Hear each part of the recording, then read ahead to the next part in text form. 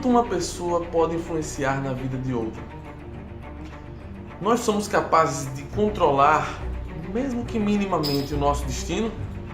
O que existe após a morte? Pois é, essas são algumas reflexões trazidas no romance do Stephen King que nós vamos abordar aqui hoje no vídeo resenha. Se chama Revival.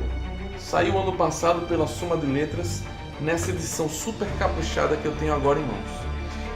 O Stephen King, ele vai se debruçar sobre esses temas, claro, temas profundos, só que no estilo dele, na voz do Stephen King, naquela forma coloquial de se narrar, como quem senta e como quem conta oralmente para você uma história, né?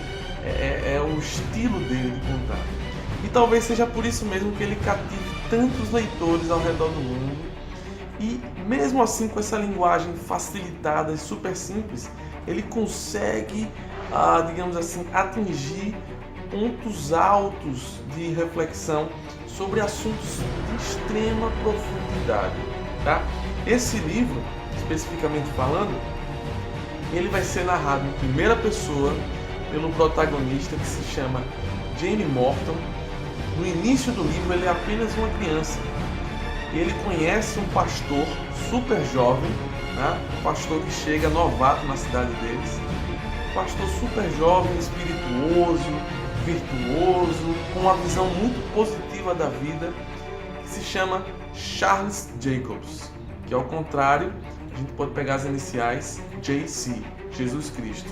Bom, não sei se tem a ver, mas que isso é interessante Então, o Charles Jacobs, ele chega nessa cidadezinha bem pequena e conhece esse garoto chamado Jamie Morton, que é o protagonista, e eles vão travar um relacionamento durante o livro.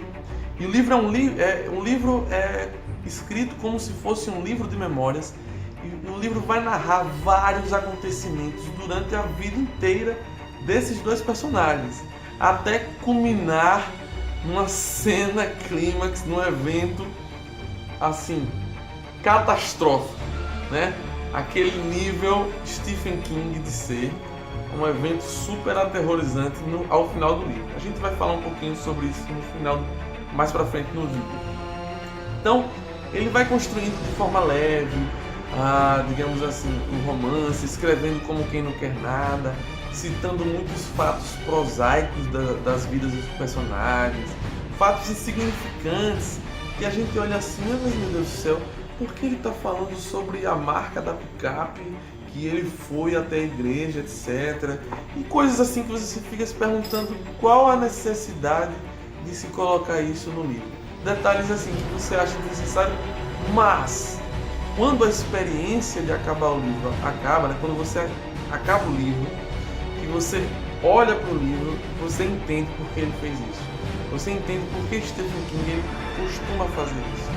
Esses detalhes mínimos da vida dos personagens, eles ajudam a gente, digamos assim, internalizar a vida daquele personagem, faz com que ele se torne real, com que ele se torne, aumenta a verossimilhança dos personagens, das personagens. Elas parecem pessoas reais, fazendo coisas reais.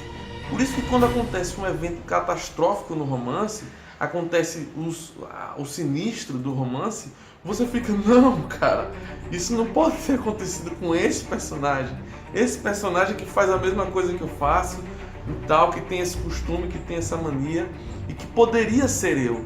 Aí gera a relação de empatia, de você se sentir na pele do personagem.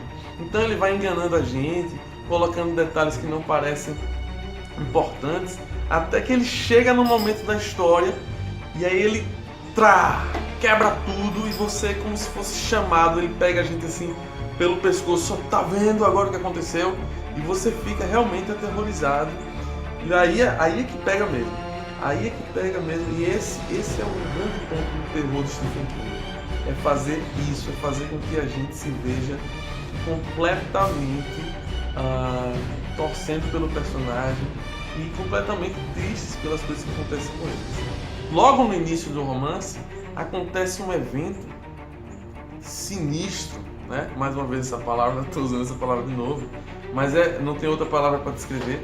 acontece uma tragédia no início do romance que muda completamente a visão de vida, a visão de mundo, tanto do Jimmy Morton, da criança Jimmy Morton, como do pastor Charles Jacobs e como da própria cidadezinha que eles estão inseridos.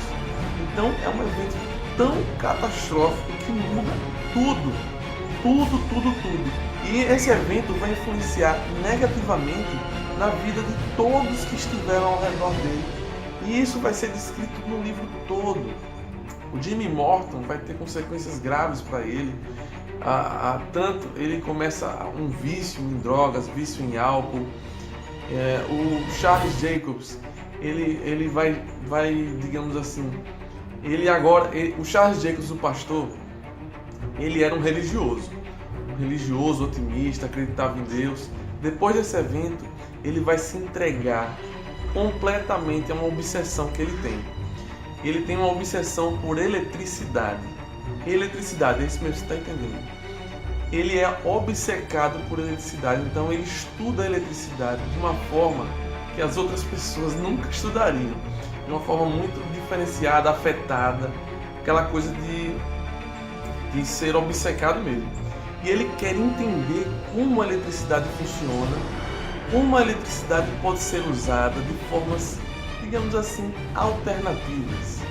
E aí acontece que no meio do livro ele vai buscando e construindo experimentos que mexem com a eletricidade. E é aí que o livro entra numa outra camada literária, uma camada com referências.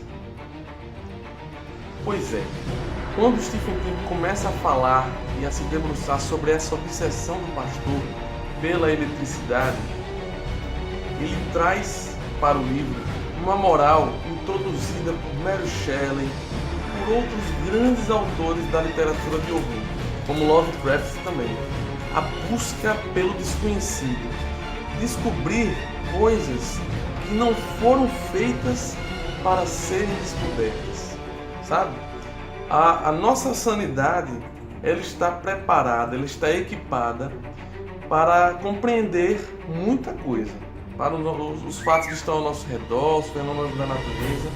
Mas quando o homem, com ambição, muita ambição, né, uma ambição desmedida e arrogância, quer descobrir os segredos por trás desse véu da natureza, né? Quer descobrir coisas que não foram feitas para serem descobertas, né? Brincar de Deus. Esse homem está condenado à danação eterna, à loucura e a diversos destinos tremendamente catastróficos. E é justamente esse tema que é trazido por Stephen King nesse livro. Faz muito similar a Frankenstein e a vários contos escritos por Lovecraft e outros grandes autores do mundo do horror. Então o pastor ele vai buscar essa forma de eletricidade alternativa, que ele chama também de eletricidade secreta.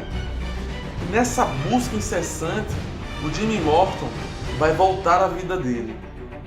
E aí os dois vão se entrelaçar num pacto de interesses tremendamente, digamos assim, reprovável. E os dois vão construindo esse relacionamento com suas obsessões, um ajudando o outro. Tá irritado, cara. Um ajudando o outro. E aí o livro vai se encaminhando. O Stephen King ele vai se encaminhando, vai construindo a atmosfera do mistério, o que é que Charles Jacobs quer com essa eletricidade, e você não sabe o que é, e o livro fica nesse suspense. O Jimmy Morton, o protagonista, não sabe o que é, e você fica agoniado com isso, é angustiante, porque você sabe que não vai sair coisa boa daí. O Charles Jacobs, ele é um personagem que se transforma de uma forma fantástica, é um personagem redondo, muito interessante. Quando ele acontece o evento sinistro, ele fica completamente, digamos assim, se transforma num cínico. Ele começa a desdizer o mundo, desdizer Deus, etc e tal, começa a ganhar dinheiro enganando as pessoas com truques baratos. Se transforma num completo cínico. E ele quer desafiar Deus. Eu entendo essa parte da vida de Charles Jacobs, no livro, como uma espécie de alegoria ao próprio Lúcifer, né? Quis conhecer demais e caiu. Então o livro fala um pouco sobre isso, esse brincar de ser Deus, né?